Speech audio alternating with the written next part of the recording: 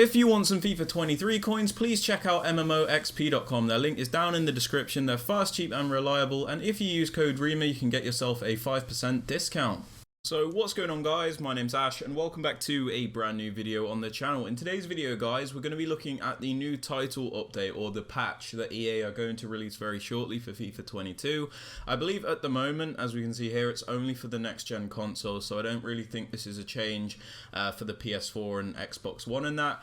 But yeah, we're going to look through the patch notes, talk through them, and I'm just going to give you my honest opinions regarding them. So, you know, I'm going to be completely unbiased and I'm just going to tell you what I think about the changes. So let's get straight into it. So it says the latest title update will soon be available for the PlayStation 5. Yeah, we know that.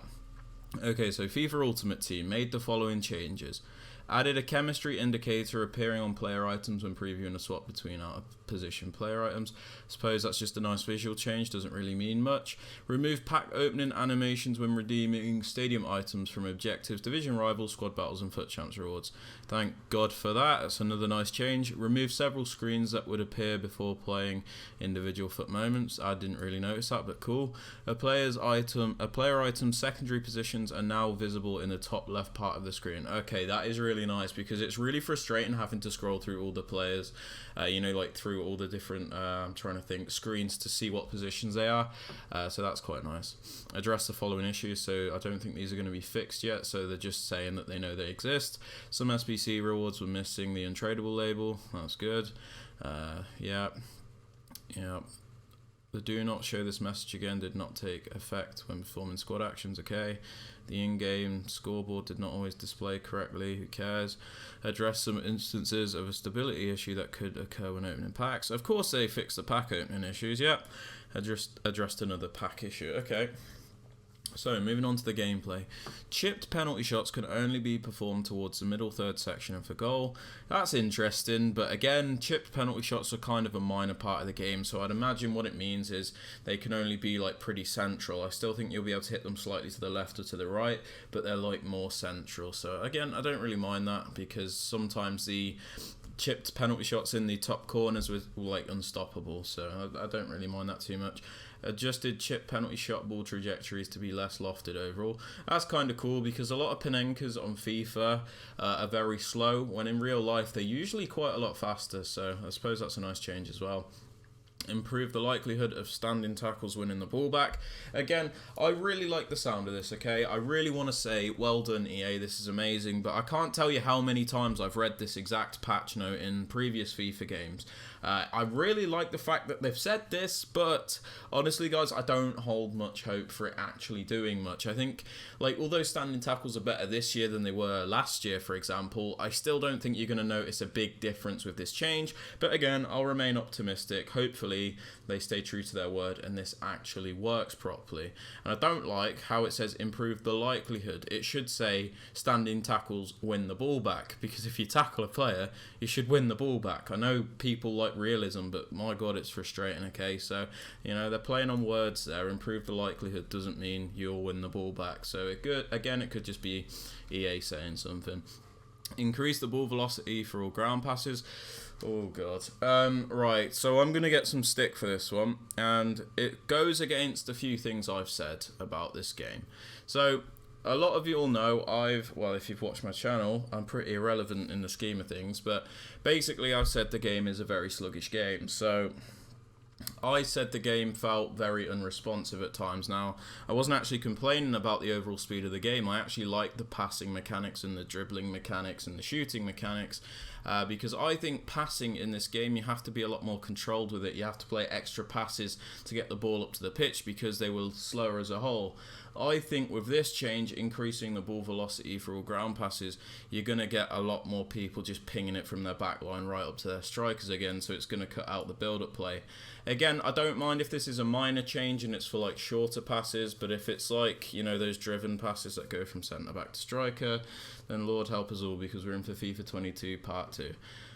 Increase the accuracy of chip shots.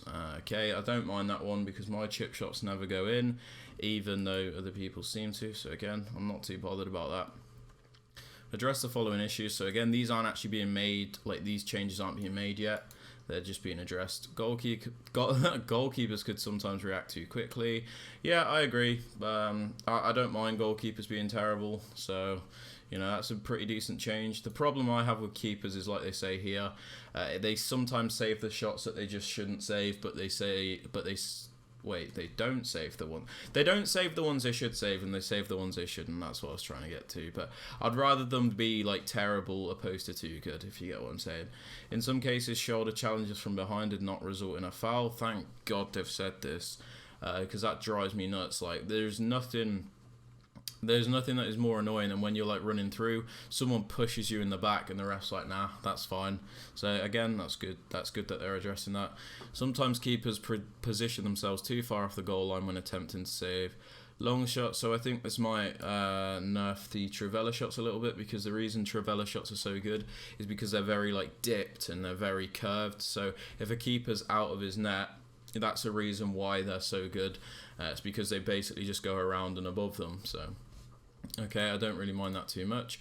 In some difficult defensive heading scenarios, players could miss a header. Thank God they're addressing that, especially when under pressure, so it's good they're addressing that as well.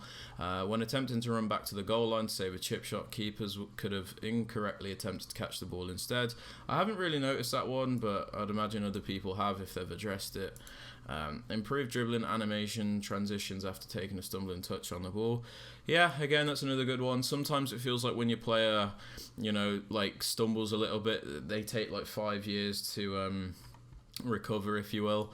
So again, don't mind this too much, as long as it's not ridiculously quick. Like, if I'm like trying to clip someone's heels to stop them running through, I don't want them to just be able to sprint past, because that's not right. Sometimes I like being able to foul them to stop them going through. Yep, you can hate me, but it's the truth. So, goalkeepers were sometimes unable to save shots aimed very close to their bodies. Oh god, here we go. Right, so if this gets changed in the future, this is going to annoy me a little bit, because although keepers should save shots close to them, that is not what I'm saying, and I know this game is pretty good, but what I'm trying to say is, when you shoot close range, for example, a lot of shots are central, but the keepers don't save them. So this is mainly something to do with the shooting mechanics opposed to the keeper mechanics. But what I'm trying to say is, players very rarely shoot right in the corner. So when you're through on goal, for example, your player will sometimes hit the ball quite centrally, but it'll still go in. So you've worked a nice angle, you've shot, even though it's slightly central, the keeper wouldn't save it. Now, what they're saying is goalkeepers were sometimes unable to save these shots.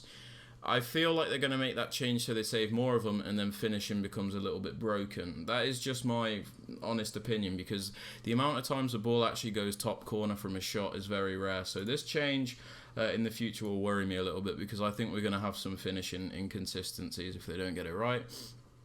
Some ground passes could result in the ball travelling at faster than intended velocities. They've just literally said... They've literally just said they've increased the ball velocity for all ground passes. And then they said some ground passes could result in the ball travelling at faster than intended velocities. Okay, EA, alright, I know they're saying some, but it doesn't really make much sense, I'll be honest with you. 3-star skill move, players with the sprint speed and acceleration above 85 could not perform a fake shot from a sprint. I didn't know that, but okay. In rare cases, the ball carrier could sprint over the ball, lose control of it. My god, that is so annoying. I'm actually really happy they've addressed that. Career mode, I'm not big on career mode, but let's just scan through it. In-game scoreboard displayed incorrectly. Post-match interviews could contain questions not relevant to the situation. That's realistic then. In some cases, the player's team could unintentionally have less playable highlights than the opposition. AI managers could sell too many players, blah blah blah blah blah. Blah blah blah blah blah. Lots of visual stuff for career mode. Pro Clubs seasonal XP could sometimes display as 0 in Volta. This was visual only. Item rarities were not correctly labelled in the shop.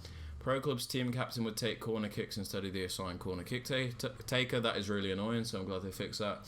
When playing in the any position, the post-match Pro Clubs progression screens did not reflect that.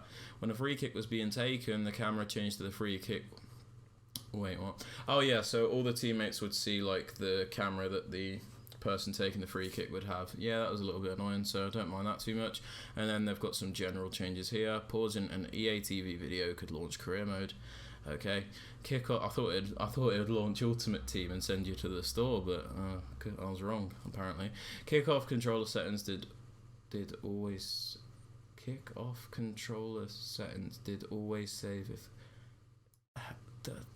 Am I like dyslexic or something, or does that literally not make any sense? Like, I'm not even like joking around or taking the mick here. That doesn't make sense. Kickoff controller settings did always save if they were changed them. We'll just move on from that. And the last one is addressed various stability issues that could sometimes occur. We see and understand our PC community's frustration and want to thank everyone who has provided feedback. Throughout the course of the FIFA 23 season, we'll provide you with more information and updates if and when they become available.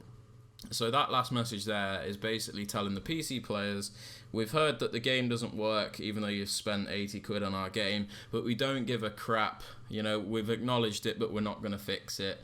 Yeah. Buy packs. That's basically what they're saying there.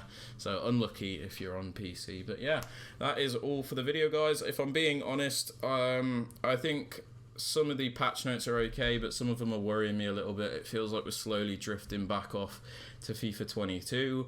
And although FIFA 23 before patches isn't perfect, I do like the fact that it feels a little bit different. So, you know, I'll remain optimistic, but yeah, it's slightly worrying for me. I won't lie.